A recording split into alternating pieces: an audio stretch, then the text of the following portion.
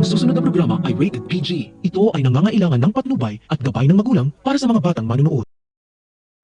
Biglang bumaliktad ang mundo ni Hazel nang malaman niyang nakalabas ng kulungan si Colin dahil hindi akalain na may taong tutulong kay Colin na may maraming koneksyon.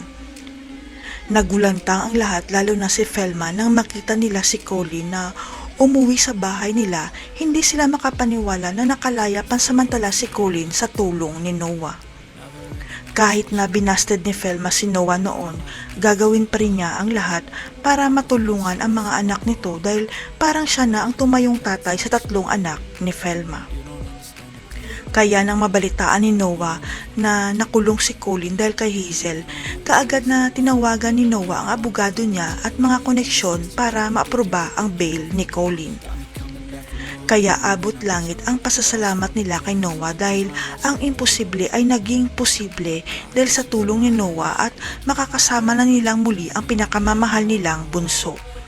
Ngunit ang hindi alam ng lahat, may dahilan si Noah kaya tinulungan niya si Colin sapagkat nadiskubre ni Noah na si Colin pala ang anak na matagal na niyang hinahanap.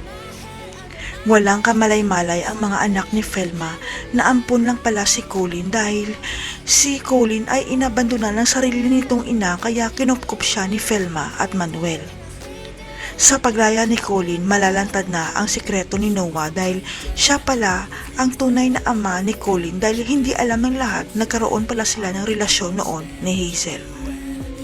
Malalaman na kaya ni Hazel na si Colin pala ang inabandona niyang anak noon. Ano kaya ang magiging reaksyon ni Manuel na tinulungan sila ni Noah? Abangan. I'm the one who's always sorry, the conclusion.